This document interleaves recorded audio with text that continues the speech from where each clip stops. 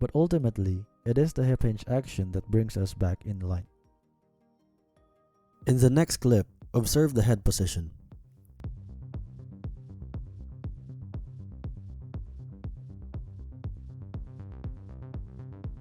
Do you see it? Given that this is a fast time for a 50-meter swim, could this be caused by high stroke rate?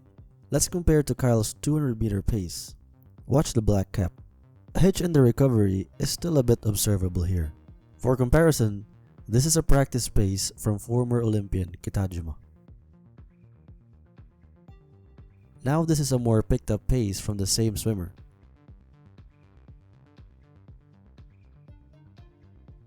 Slight choppiness when we pause frames, but still in line nonetheless.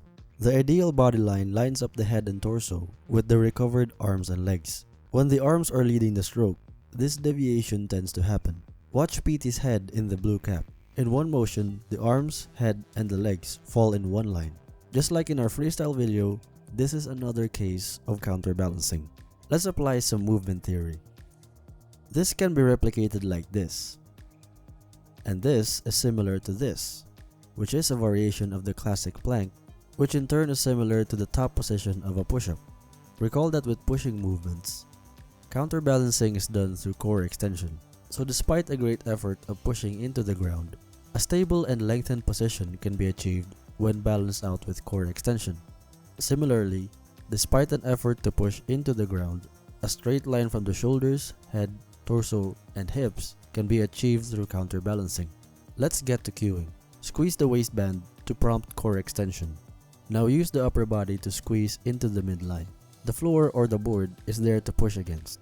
Progress by doing the plank pikes for reps. Be mindful of the hierarchies. Don't let the arms lead the way while leaving the torso behind. Slow is not always lazy.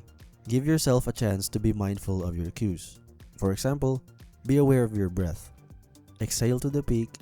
Inhale and shoot in one motion. You can pick up the pace as you gain more control. Let's finish with some implications that come to mind. The simple action of core extension simultaneously connects the upper and lower body. Core extension acts as a counterbalance from which these actions can happen at the same time. This may look like a whole lot of downward motion, but a quick one-motion streamline is not possible without the counterbalancing in between. Second, a heavy head is a neutral head. In breaststroke, I like to think of my head as a heavy object that's just hanging around, which reminds me to extend through the core at all times, including the shoot phase. Mixing in the kick recovery is a skill handled by breaststroke undulation. Falling back in line after getting to the peak is controlled by the hips.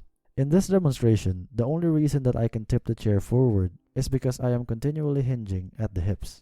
The hips will now have an additional purpose of hinging the hips to keep the foot inside of the waterline when the heels are drawn to the backside. To practice this, let the head break the surface and sneak in a breath as soon as the hip hinge initiates. This is a remix of the classic 2-kick 1-pull. Because we are doing a skull only, it reinforces the idea that the hands are just there to catch the falling torso. But ultimately, it is the hip hinge action that brings us back in line.